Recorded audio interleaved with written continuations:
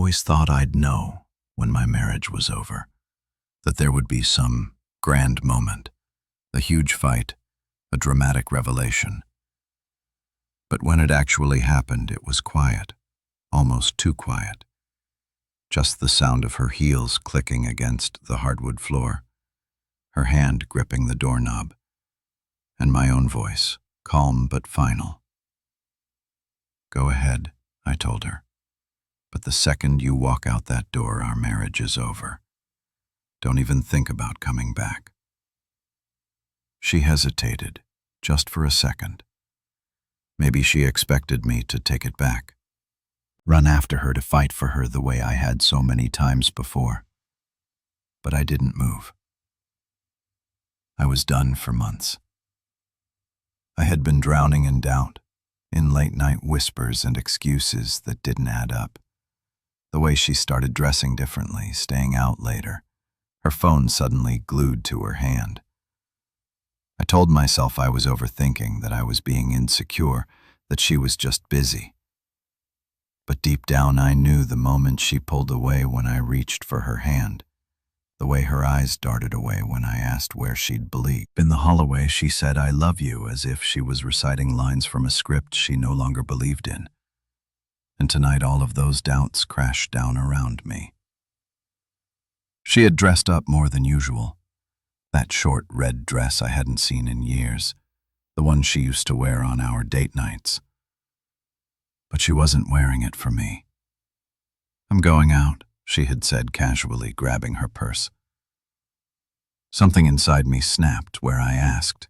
She rolled her eyes out. "Emery, you don't own me." It wasn't the words. It was the way she said them, cold, detached, like I was some stranger getting in her way. And that's when I said it. The words that changed everything. Her fingers tightened around the doorknob for a brief moment. I thought she might turn around, that she might say something, anything, that would make me believe she still cared. But instead she exhaled sharply, yanked the door open and stepped out into the night. The door clicked shut behind her. Silence. I stood there staring at the empty space where she had just been. Thought I'd feel relief, maybe even pride. But all I felt was the crushing weight of everything I had lost. I wasn't just losing my wife. I was losing the woman I had built a life with, the woman I had laughed with, dreamed with, fought for, the woman I had loved more than anything. And now she was gone. I walked over to the window, watching as she got into a car parked at the curb. I didn't recognize the driver, a man. She barely glanced back before the car pulled away. A knot formed in my stomach. It was real. Now, not just suspicion, not just good feelings. She had been lying to me, and tonight she didn't even try to hide it. I wanted to be angry. I wanted to feel hate, to convince myself that she wasn't worth the pain, but all I could feel was the hollow ache in my chest, because no matter how much she had changed, no matter how far she had drifted away from me, I still loved her, and that was the worst part of all. The silence in the house was unbearable. I stood in the dim-lit living room staring at the door. She had just walked out of my hands, clenched at my sides. It wasn't supposed to happen like this. I had imagined 1,000 different scenarios where we fixed things, where she admitted her mistakes, where I found a way to forgive her. But not this. Not her leaving without a second thought. I ran a hand through my hair, trying to make sense of what I was feeling. Anger? No, I was past anger. It was something deeper, something that noted at me from the inside out.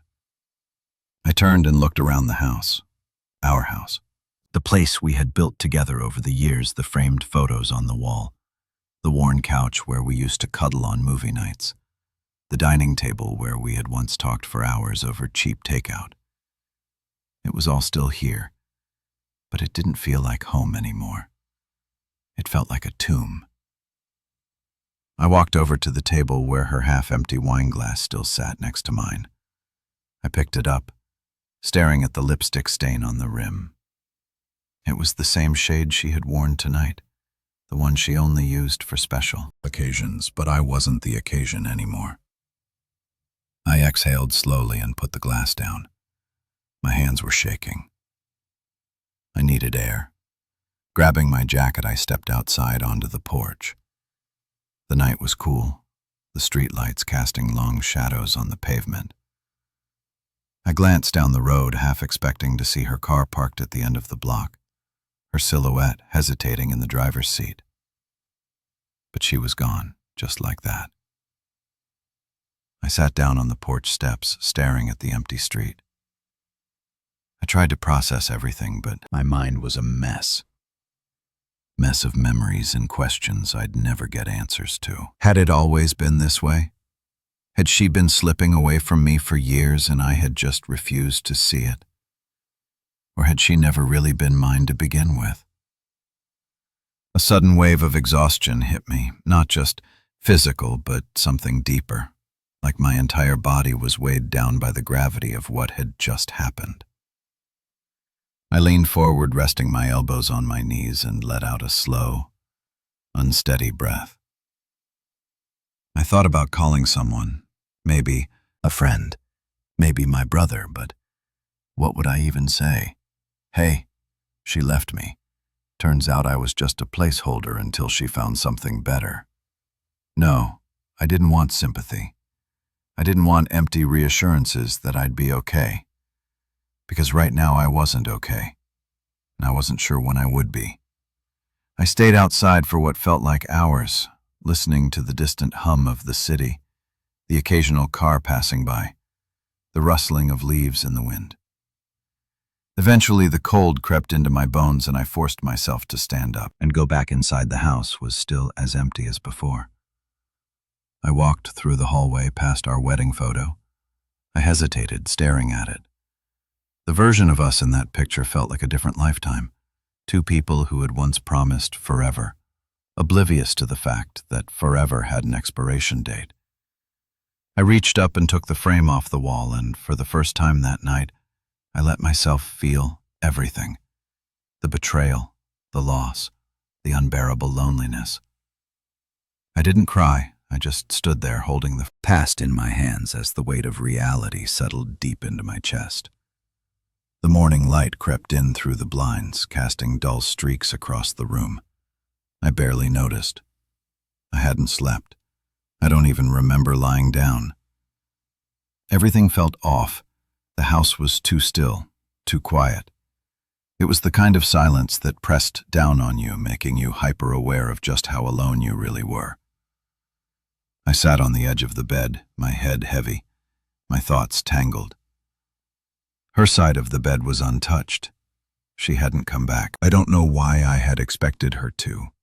Maybe some desperate part of me had hoped she would change her mind, walk through that door and realize what she was throwing away. But she hadn't, and that meant one thing. She had made her choice.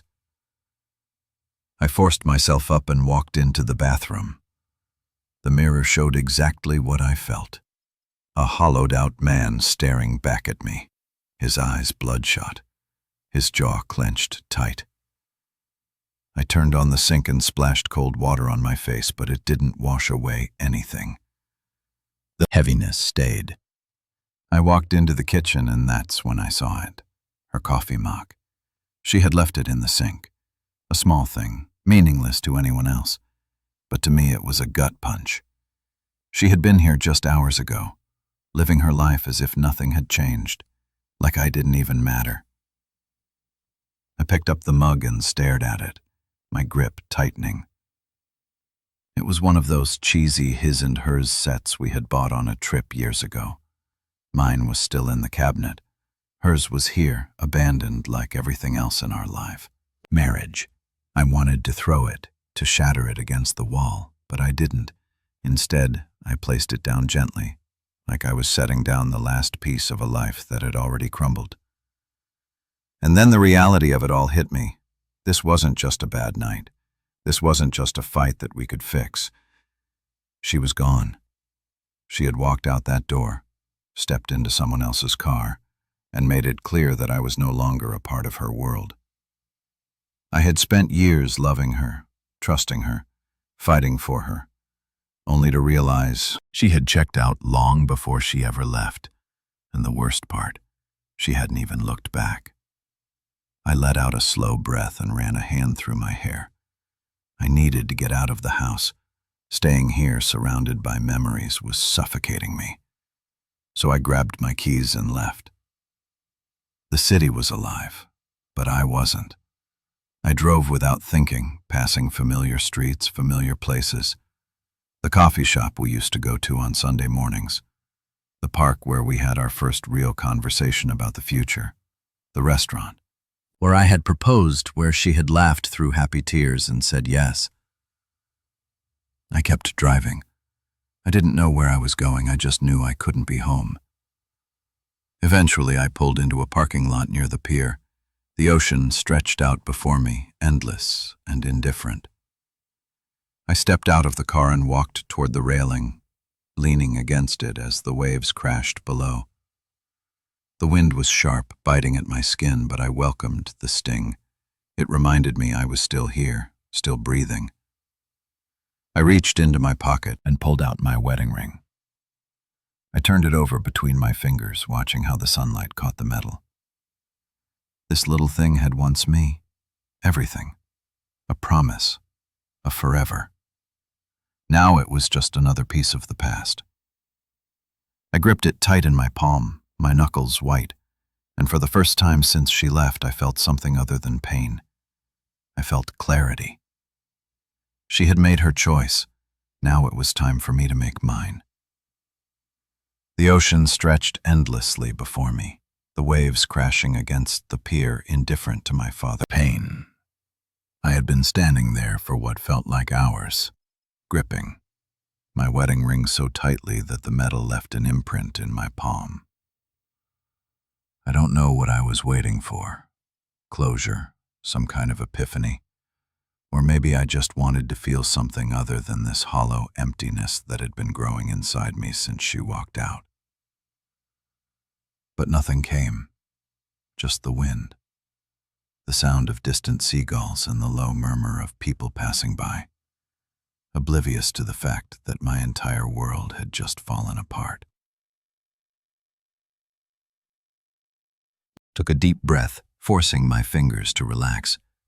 The ring sat heavy in my palm, a useless relic of a life that no longer existed.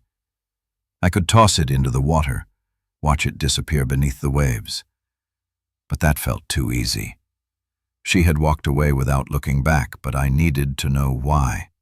Not the surface-level excuses, the "we grew apart" or "I needed something more," lines that people use when they don't want to admit the truth.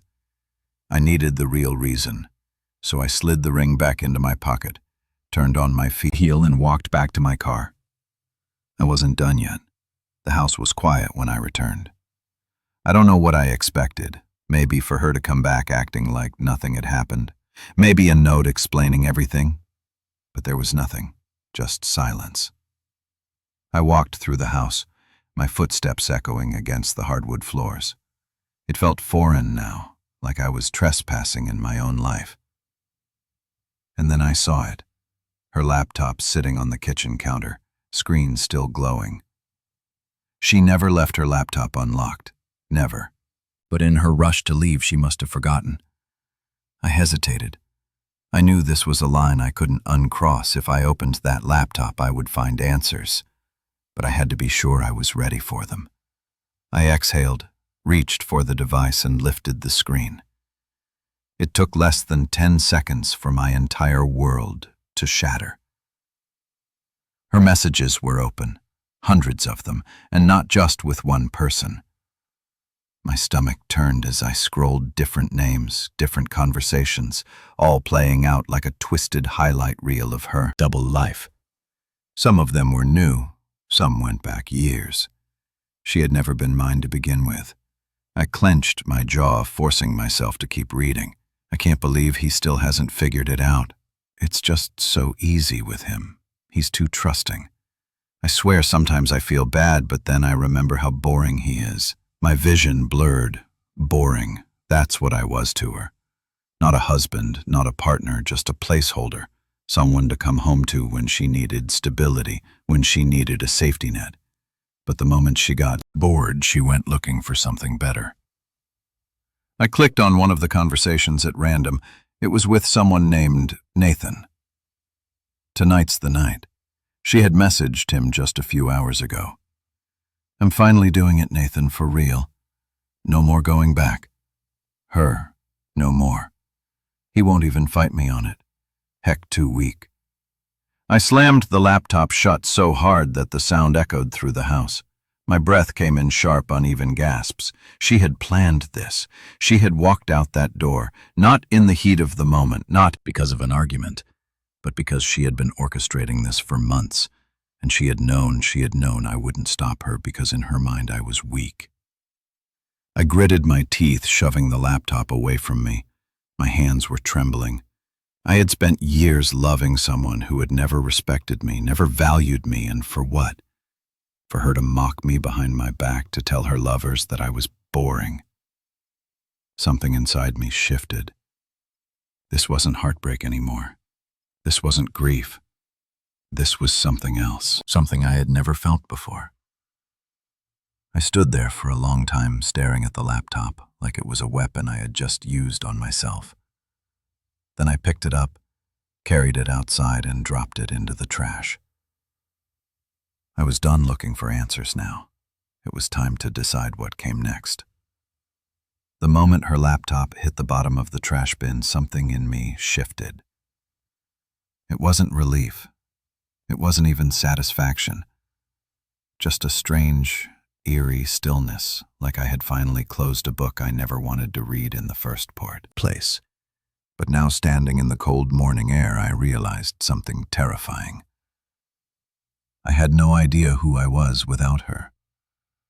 For years, my life had revolved around my marriage, around keeping things together, around making sure we were happy, and now there was no we anymore, just me, standing in the wreckage of a life I thought I understood. I walked back inside, shutting the door behind me. The silence wasn't just in the house, it was in me, stretching into places I hadn't explored in a long time. The question started creeping in: had I ever truly known her? Had she ever really loved me? Or was I just something convenient, someone easy to manipulate, easy to lie to? I sank onto the couch, my hands clasped together as I stared at nothing in particular. I thought back to the early days when I had met her. I had been so sure she was the one. She was different, adventurous, exciting. She made me feel like I was the only man in the world. And maybe that was the first red flag. No one is that perfect. I had ignored the little moments when she would pull away, the times she would laugh too hard at someone else's joke, the nights when she would come home later and later, brushing off my concern like I was being paranoid. And now here I was, sitting in the aftermath, piecing together a story I should have seen coming. I took a deep breath. My hands were steady now. The anger, the heartbreak, the humiliation.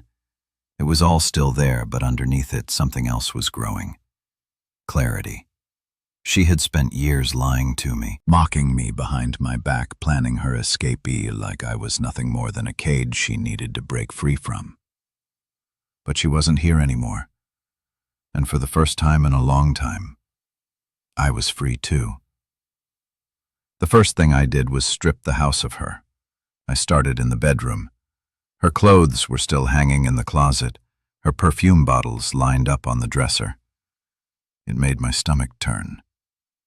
I grabbed a box and started dumping everything inside. The dresses she wore on nights out, nights I now knew weren't spent with me, the jewelry I had bought her, each piece now feeling like a joke at my expense.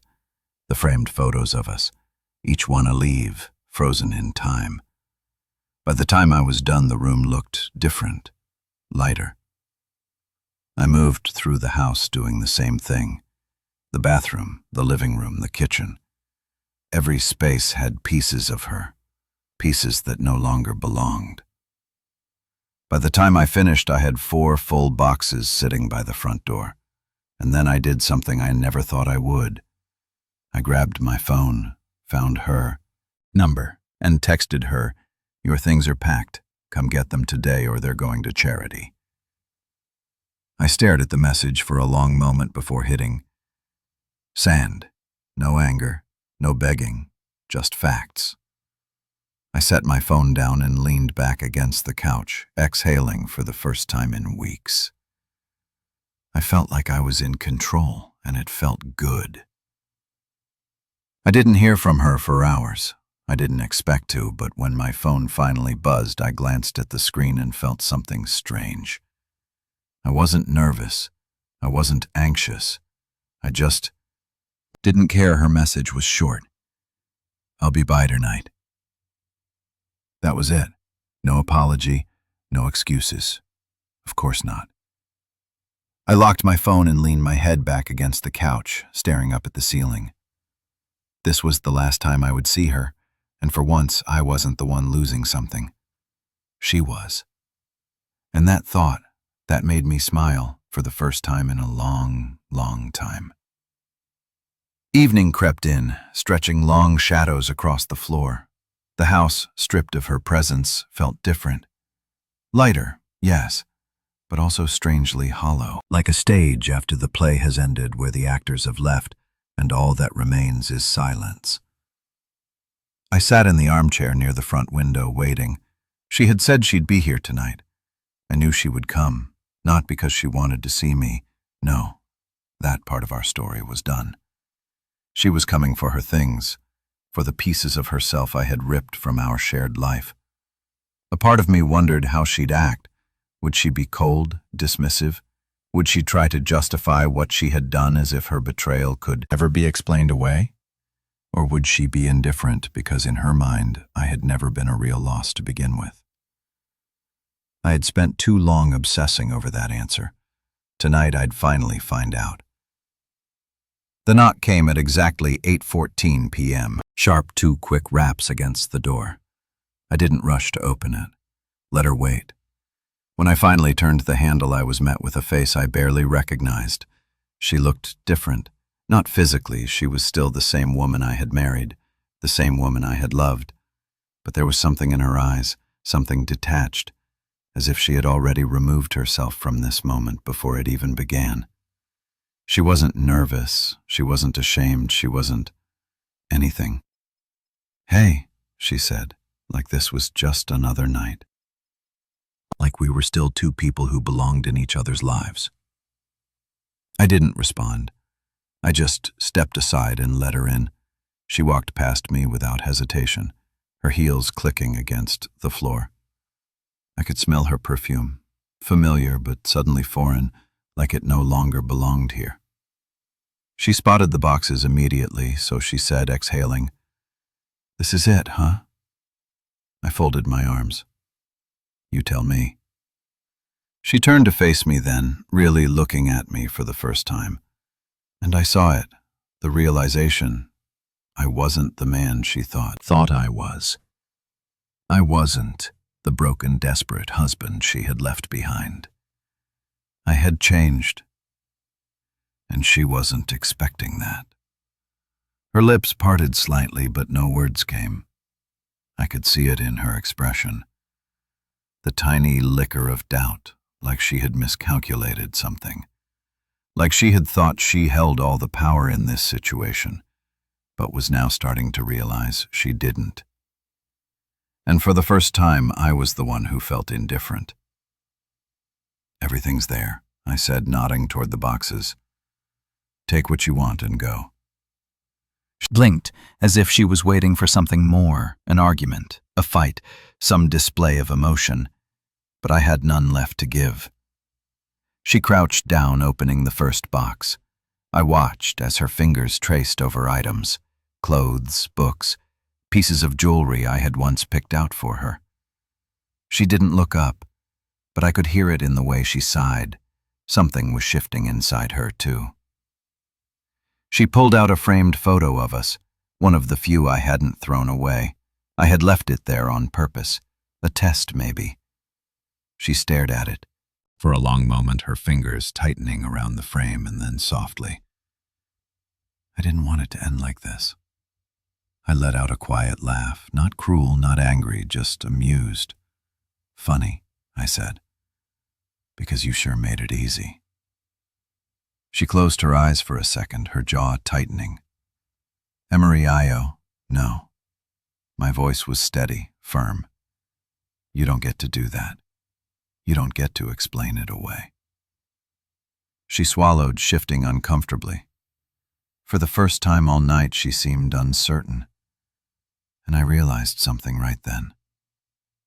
She hadn't expected me to move on. She had expected me to wait, to be stuck in the past, haunted by her absence. She had thought I'd still be hers even after she had chosen someone else. And now seeing me standing there, unshaken, indifferent, that was what unsettled her. I took a step closer, just enough that she had to look up at me. I loved you, I said, my voice calm. I gave you everything and you threw it away. She swallowed but said nothing. You wanted to see what life was like without me. I tilted my head slightly. Congratulations.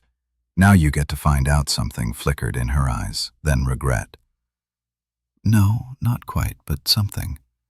Something close. I walked to the front door and opened it. The cool night air rushed in. Take your things, I said simply, and don't come back. She hesitated, one last moment of indecision, but in the end she picked up the boxes and walked past me without a word. I didn't watch her go. I didn't need to, because for the first time in years, I wasn't the one being left behind. She was. The moment the door shut behind her, the weight I had been carrying for years should have lifted. It didn't. I stood there staring at the door, my fingers still curled around the edge of it. The house was silent, but the echoes of her presence still lingered. The scent of her perfume, the faint indentations in the carpet where she had stood, the cool air that rushed in as she walked away. Every small detail felt like it had been burned into my memory, and yet she was gone. I exhaled, forcing my hands to unclench. I expected to feel triumphant, or at the very least relieved, but all I felt was empty. Not because I missed her, not because I wanted her back, but because I realized something I hadn't let myself admit before. I had built my entire life around someone who never truly saw me. I had been loving a ghost. The version of her that I had fallen in love with no longer existed, if she ever had it all. And now I was left standing in the ruins of a future I had spent years believing in. I turned away from the door, the house stretching out before me like a hollow shell. It was mine now, only mine. For the first time in years. I was alone, and I had no idea what to do with that. I wandered through the house like a stranger in my own life. Every room carried pieces of her, not just her belongings, but her habits, her movements, her absence. The kitchen table where she used to sit scrolling through her phone pretending to listen to me. The bathroom counter where her makeup still sat untouched since the last morning she got out. Ready here, the closet half empty. Now a physical reminder of everything she had taken with her. I opened the fridge and stared inside, not because I was hungry, but because I needed something, anything to distract me. But even there she had left her mark. Her favorite yogurt on the top shelf, a bottle of wine we had bought together but never opened. A takeout container from a place I hated but she loved. I slammed the fridge door shut, rubbing a hand over my face. I needed to get out. The city felt different. That night I walked with no real destination. My hands in my pockets, my thoughts tangled. Everything felt too loud. The hum of passing cars, the chatter of people on the sidewalks, the distant music spilling from bars and restaurants. It was all too much pressing in on me from all sides. I ended up in a quiet part of town, the kind of place where the street lights buzz and the storefronts are closed for the night. And that's when I saw it. A bar. Not one of those sleek modern places where people dress up for overpriced cocktails. No, this was the kind of bar that had history. The kind with dim lighting, a jukebox in the corner, and a bartender who had probably heard every story imagined. I hesitated at the entrance. I wasn't the kind of guy who drank alone, but then again I wasn't sure who I was anymore. So I stepped inside. The bartender barely glanced at me as I took a seat. "What'd it be?" he asked, already wiping down the counter like he had done it 1,000 times before. "Whiskey?" I said, "Neat." He nodded and poured, sliding the glass toward me without ceremony. I stared at it for a long moment before picking it up and taking a sip. The burn was sharp, but welcomed it. The bar was quiet. A few scattered patrons lost in their own worlds, a couple in the corner locked in hushed conversation. A man at the far end nursing a drink and staring into nothing. A woman at a table by herself flipping through a book, completely unaffected by the world around her. I envied them. I had spent so long making someone else the center of my universe that I had forgotten how to exist without them, and now sitting here in a place where no one knew me, I realized something I had no idea how to be. Just me. I took another sip of whiskey, letting the warmth settle in my chest. Maybe that was the point. Maybe I wasn't supposed to have the answers yet. Maybe this was the part where I started figuring it out. I don't know how long I sat there. Long enough for the ice in my glass to melt. Long enough for the weight in my chest to shift. Not gone, but lighter, like a storm that had finally started to pass. I reached into my pocket, my fingers brushing against the cool metal of my wedding ring. I had slipped it back in there earlier out of habit, but now it felt foreign, a symbol of a life that wasn't mine anymore. I took it out, set it on the counter and stared at it. For years it had meant something, a promise, a future, a love that was supposed to be unbreakable.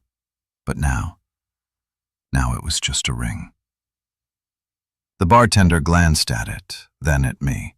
He didn't ask questions, and for the first time in a long time I didn't feel the need to explain. I just picked up my glass, took the last sip, and made a decision. It was time to let go. I don't remember leaving the bar. One moment I was sitting there staring at my wedding ring as it gleamed under the dim lights.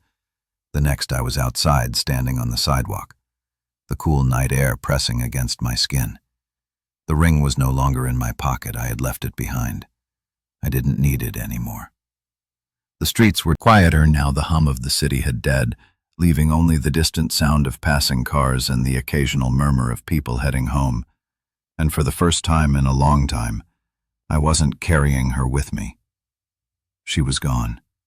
Not just from the house, not just from my life, but from me. The grief, the anger, the humiliation, all of it had been eating away at me, weighing me down, making me feel like I was somehow less because she had chosen to betray me. But the truth was, she was the one who had lost something. She had walked away from a man who would have done anything for her, a man who had believed in love and loyalty and forever. And now she had to live with the knowledge that she had thrown it all away. Me. I was still here, and I was finally ready to start over. The house didn't feel haunted anymore when I walked through the door. The emptiness was still there, but it wasn't suffocating. It was open, like a blank page waiting to be written on. I kicked off my shoes, shrugged off my jacket, and stood in the middle of the living room. This was my space now. No more walking on eggshells, no more questioning my worth, no more waiting for someone who never truly saw me. I was free, and for the first time I felt it. I turned on some music, not sad, not angry, just something that filled the silence. Then I grabbed a trash bag and started clearing out the last remnants of her, the leftover clothes she hadn't bothered to take, The notes scribbled in the margins of old books, the stupid souvenirs from trips that in hindsight had probably meant more to me than they ever had to her. Piece by piece, I erased her, not because I was bitter, but because I was finally done living in the past. The next morning I woke up feeling lighter. The sun poured in through the blinds, the air smelled like fresh coffee, and for the first time in months I wasn't dreading the day ahead. I had no idea what came next, but that was okay, because for the first time in a long, long time, I was looking forward to finding out.